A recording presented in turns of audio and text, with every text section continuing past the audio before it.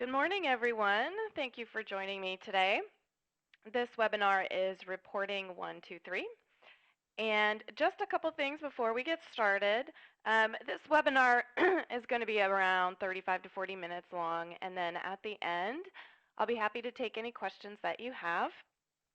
So if you think of some along the way, go ahead and type those into the box that you see in your GoToWebinar window, and I'll get to as many as I can at the end. The other thing is the most popular question we have for all of our webinars is this being recorded? The answer is yes, it is being recorded. So when we send out a follow-up email, there'll be a link to our recorded webinars page, and you'll be able to see this webinar again if you would like to. So let's go ahead and get started with what we're going to go over. Basically today we're going to go over reporting for your email campaigns, what it is, what the averages are for opens, clicks, bounces, and unsubscribes, and what you can do to bring your numbers up. So if you have what you think is a low open rate, I have some tips for you to help bring your numbers up to where you would like them to be. So let's go ahead and get started with some of this information. First of all, what the open rate is. Hopefully you all know what this is, but we actually get a lot of questions about this. So the open rate is the percent of emails that are opened by your recipients. And the way that vertical response calculates that is we take the total number of emails that are open divided by the total number of emails sent. So I have an example there of what that would be. So if you send 1,000 and you have 250 people open it, that's a 25% open rate. One of the things that you want to keep in mind with your opens is that our system uses, and pretty much any ESP that's providing email services like we do, use a hidden pixel within the graphical version of your email to track the opens. And so what that means is your recipients have to turn on their images and they have to receive the graphical version in order for the open to be calculated or to be tracked. So if your recipients, for whatever reason, don't turn on the images when they're looking at the email, that won't be tracked as an open even if they are reading the email. Also, if they get the text version, our system won't be tracking that as well. And another thing to keep in mind is that a lot of people these days are reading their emails on cell phones, and cell phones can sometimes show just the text version instead of the graphical version. It's going to depend on the phone. So some of your recipients are automatically going to be reading the text version. So again, they're not going to be tracked as an open even though they are reading your email. So with that in mind, I want you to remember that the opens are just one measure of your email marketing success, and you don't want to rely on just one measure. So use a couple of these statistics that we give you to paint a better picture of how your email marketing is going and how successful it is. So here is probably what a lot of you want to see, the typical open rates for emails. Again, you want to keep in mind that these are averages across different industries. So while you might fall into this open number that you're seeing on the screen, you may not, but that may not necessarily mean that's a bad thing. These are just some averages. So at the top there, I have prospect mailings, and prospect mailings are people who maybe completed a form to access your website or download a white paper, but they're not specifically engaged with your company or the services that you provide, or they may not be specifically interested in what you do. They just wanted to access some piece of information and now they're done. So those opens, obviously with somebody who's less engaged or who you haven't quite established a relationship with yet, those are going to be a lower open rate. B2B, usually because the B2B people are already within a marketing segment, they tend to have a higher open rate than B2C does. But they're fairly close in the average open rates. And then I also have some nonprofit numbers because we tend to have a lot of nonprofits that use our system, so I thought I'd include those as part of the reporting information as well. The B2C opens average between 15 and 20%. But that also kind of depends on the information that you're sending. If you're sending marketing pieces, those tend to have a slightly lower open rate. If you're sending service information, those tend to have a slightly higher open rate. So it's also going to depend on the content of your email within these different categories. So there's a lot that goes into what will cause your open rate to be high or low. And with that, I have some tips to help you increase your open rates. These are some things that we talk about in a lot of our other webinars, and at the end of the webinar, I have a resources slide where I recommend some of our webinars which can help you increase your statistics, so you can help increase your open rates. One of the important things that you can do is maintain the expectations that your recipients have in signing up for your emails. So if you say that you're going to be sending out a monthly newsletter, make sure you're sending out a monthly newsletter, and make sure it is a newsletter and it contains the information that they're looking for. This way they're going to come to expect the email and the information and the content that you promised them, which will make them want to open it. So that's why the frequency is important, and that's also why the information that you're providing them is important as well. Get your from address in the address book. That can also help because that can help deliver the email to the inbox depending on the email program that people are using. So that can help get your opens up as well. Also, and if you've attended any of the other webinars, the from label is very important. Even if you've attended our demo getting started with, the from label is one of the most important parts of your email. I'm going to go over the from label and the subject line. Those are the two most important parts of your email, because that's what gets your recipient to know who's sending the email in the first place. So you need to pay attention to what they're going to see in the from label. Generally, we recommend the company name because that's who your recipients know, and that's usually who they've signed up with to receive the emails in the first place.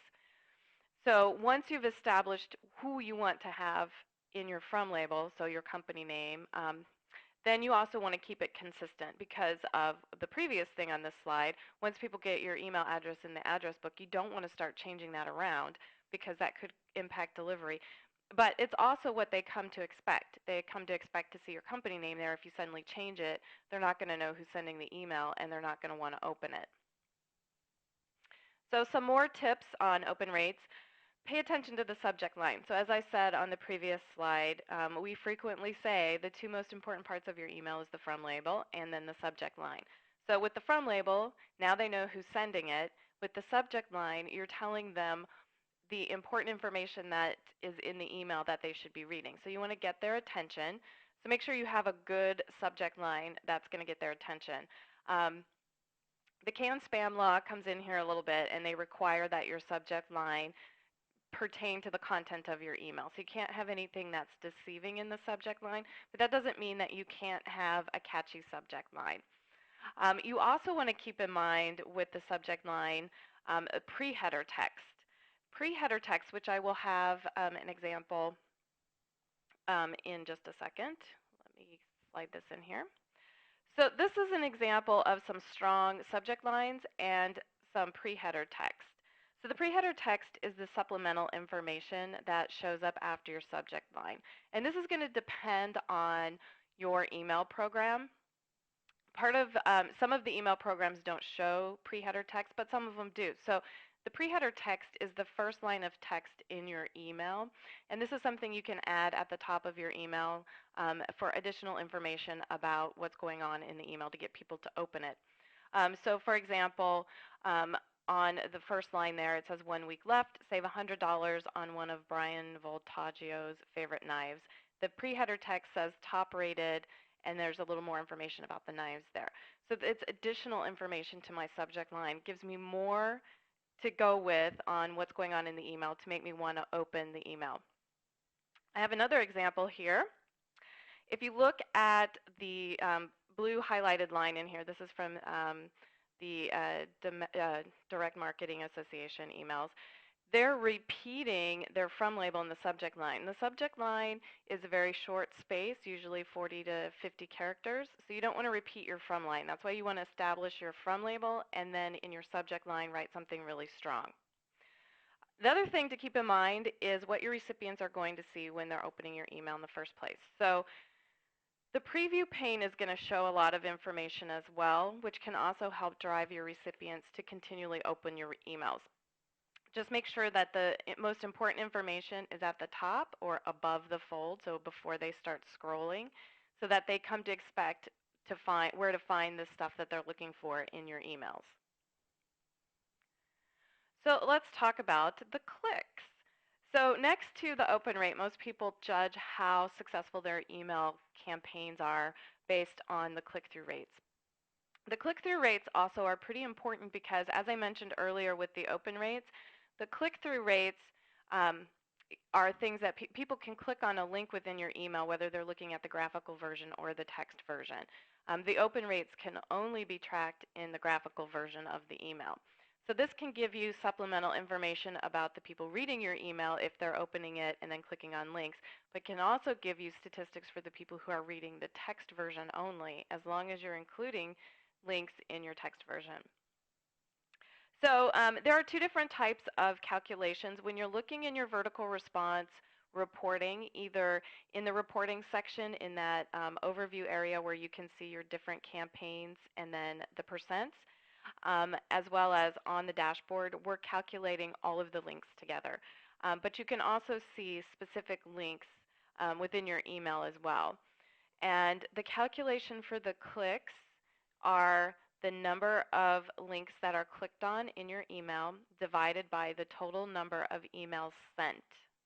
Not the ones that are open, but the total number that are sent.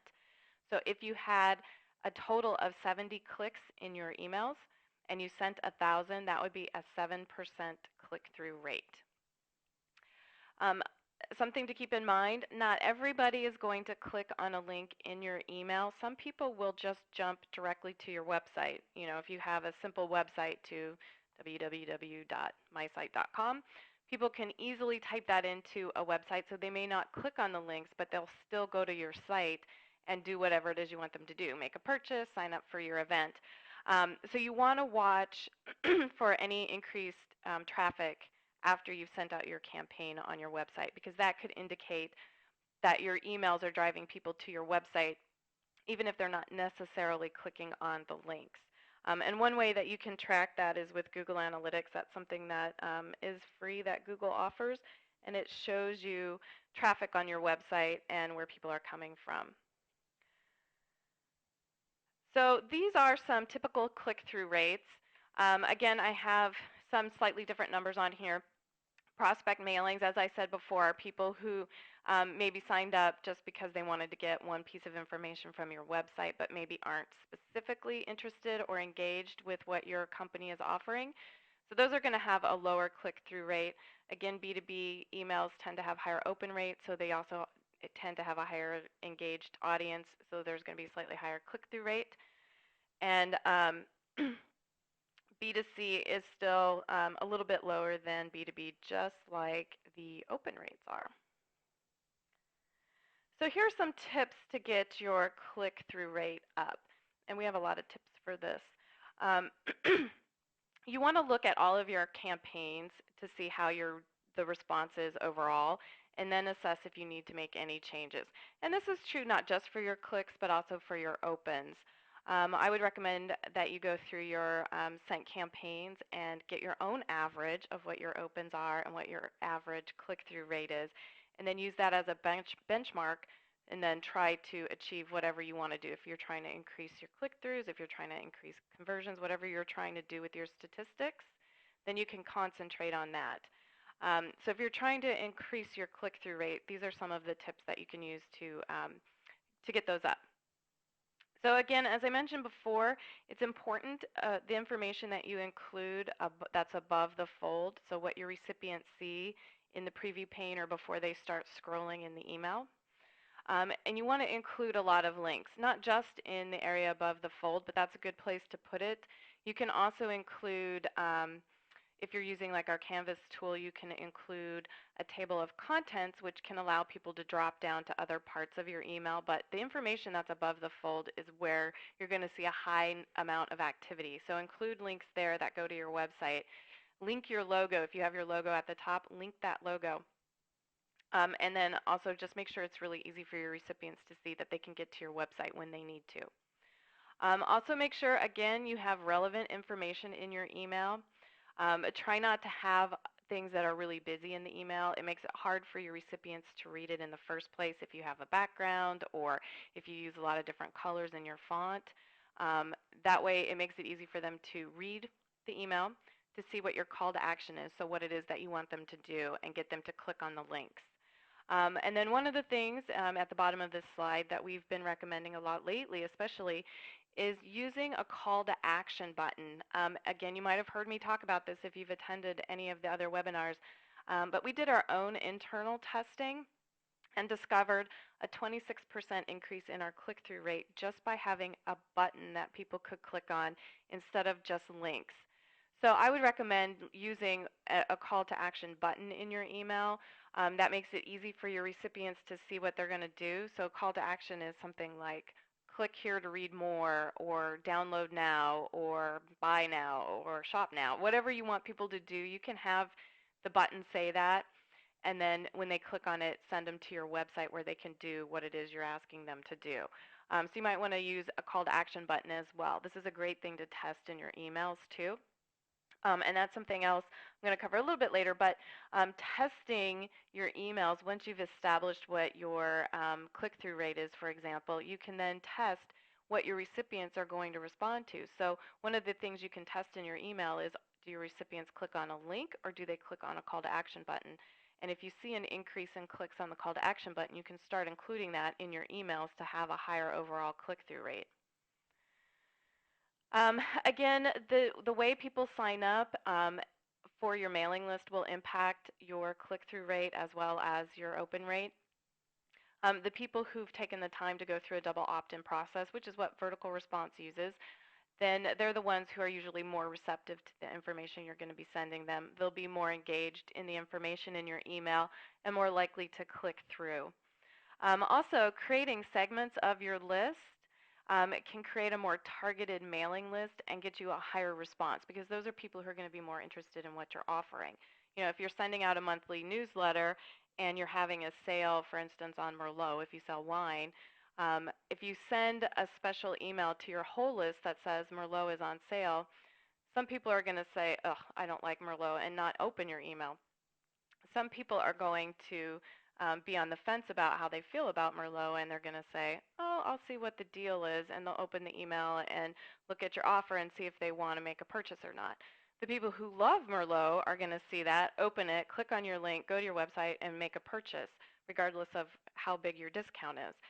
So if you target your mailing list to the people who already have said that Merlot is their favorite wine, you can send them a special offer and you'll see a much higher response rate through those people. And then if you send a monthly email, you can include the sale information and catch the people who are on the fence about it. But having a targeted email and a targeted mailing list will get you a much better response. As I mentioned earlier, also make sure you're linking your images.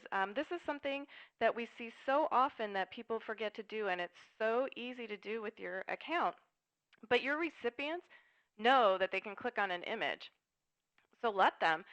Once you set up the image in your email, if you're using our Wizard or Canvas tool, just click on the image, click on the little icon in the toolbar that looks like a chain link, and then type in your URL. It's really easy, and your recipients will click on those. And then in your reporting, in your vertical response account, we're going to tell you if people are clicking on the images, if they're clicking on on the links, and then if they're clicking on links in your text version. So you're going to know which links are getting clicked on. So bounces, this is one of those tricky statistics that sometimes confuses people and sometimes makes them upset. It kind of depends on how you want to look at it. The bounces are emails that were returned to us because the recipient couldn't receive them for whatever reason. This is how we calculate the bounce rate. It's the total number of bounces divided by the total number of emails sent. There's two types of bounces that can occur. There's a hard bounce, which means there's a permanent problem with the email address. So it could be that the email address is defunct, it no longer exists. It could be that the ISP has gone out of business or merged with another one, which happens pretty frequently actually. Um, Something like that can cause your email to not actually make it to the person because they're just not there. A soft bounce is something that happens when we try to deliver the email, but for whatever reason, on the other end, they weren't able to deliver it, although it is a valid address. So it could be that the recipient's inbox is full. Maybe they've gone on a really long vacation around the world or something. Or it could be that their mail server is down temporarily. Our system tries to deliver the email for 3 days, and if for some reason we're still not able to make that delivery, then it's marked as a soft bounce. Now, the way vertical response handles soft bounces is that it's something that we're keeping track of. Oh, here I have more of this information here. Your email's received, and then it could be a hard bounce, or we try to deliver it. The soft bounces remain mailable in your account, so you're still going to be able to email to those people. Our system's just keeping track on the back end that that was an address we couldn't deliver to in the past, but you're still going to be able to manage sending out to those addresses.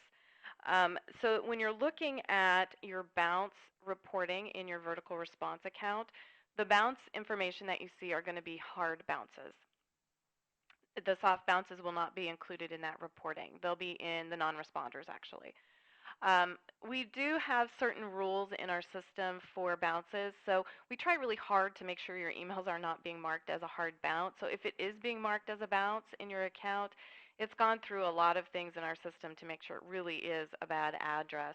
So some of the rules, if we don't get the correct response back from the receiving server, then we're going to mark it as a soft bounce because it could just be something temporary on the other end, even though it's not saying it's a temporary issue.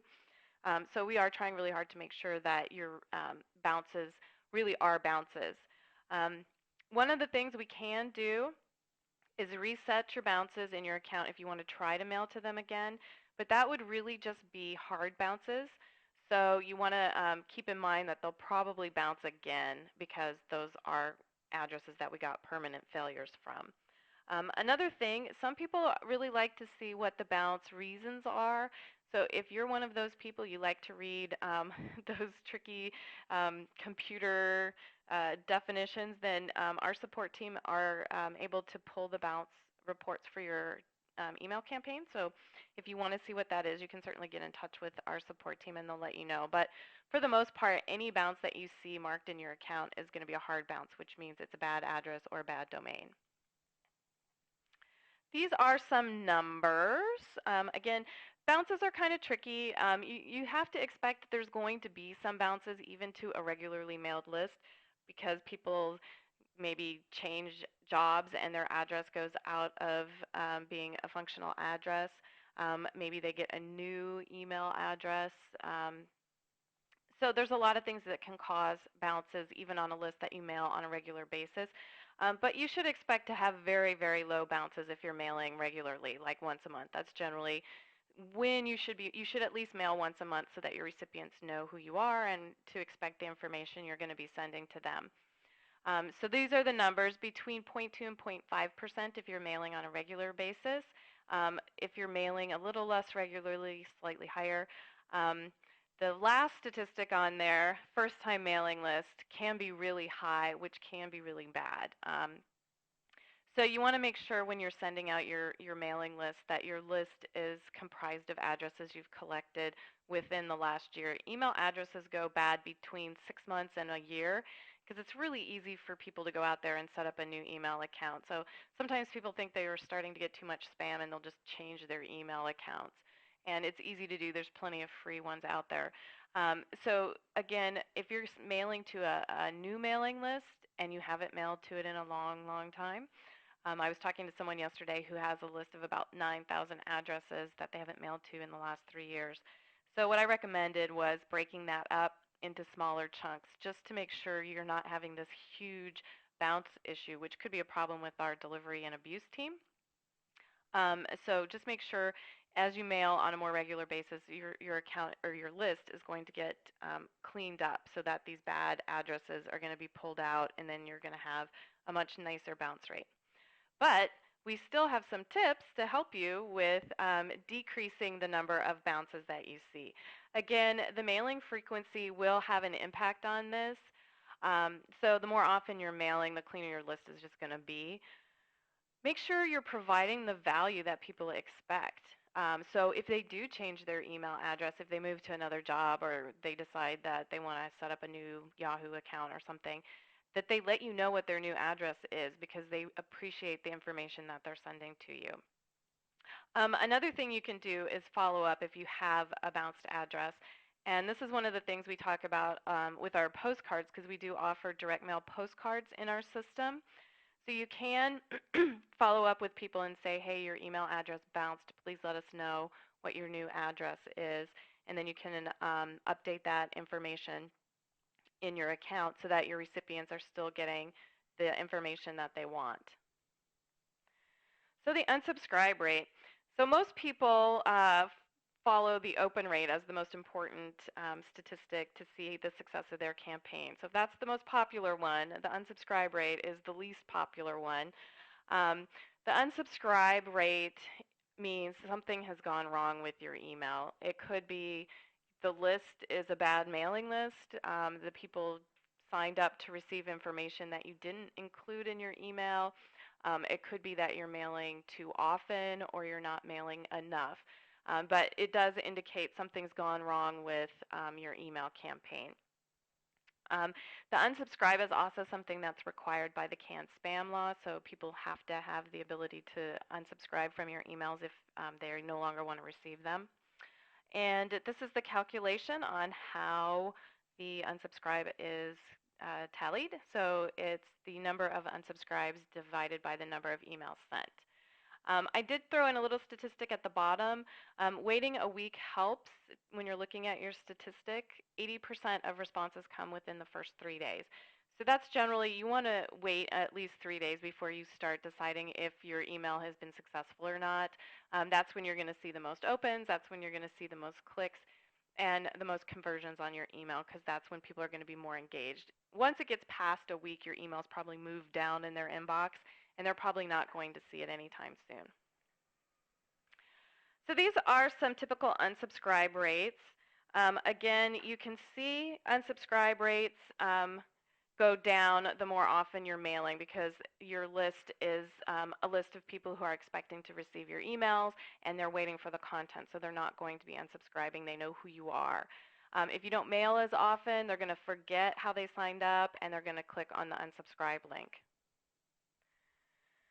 So again, we have some tips on keeping your unsubscribes low.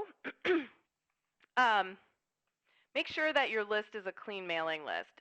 So sending to an opted-in list is the best way. And of course, if you're using vertical response, you have to mail to an opted-in mailing list. We don't allow any kind of purchased or third-party addresses to be mailed through our system. Again, you want to keep your mailing frequency to what your recipients expect. So if you told them you'd send them an email once a month, make sure you stick to that. If you start mailing them once a week, they'll get annoyed and unsubscribe. If you mail them once or twice a year, they're going to forget who you are and unsubscribe. So make sure you stick to the mailing frequency that you promised them.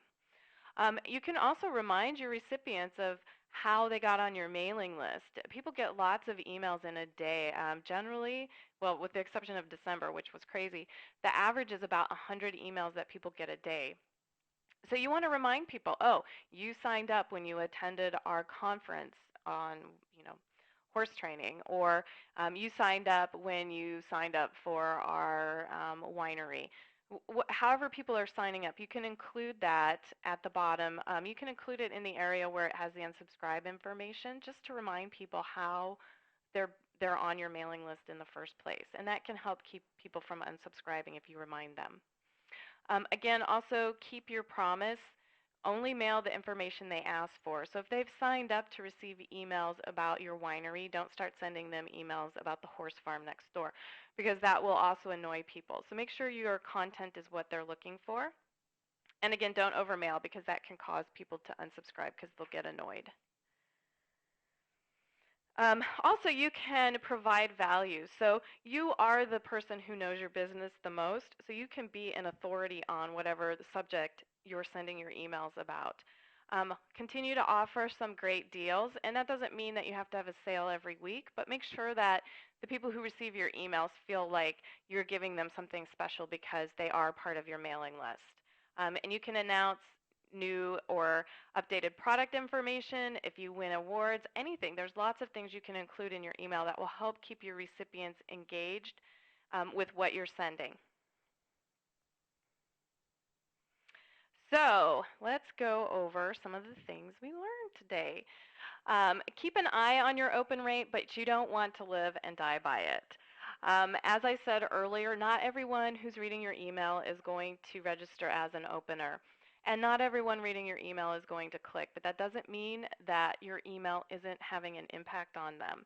So you want to monitor your website activity after you send out your email, or even if people are coming into a store. If you have a store, you might see an increase in activity after you send out your email because people received it. And even if they didn't get recorded as an open, just reading your subject line and your pre-header text could be enough for them to go to your website or go to your store. So they may not be registering in your statistics, but your information is still registering with them. So you want to keep your bounces low and your unsubscribes low, of course, because that's what keeps your mailing list with a good number.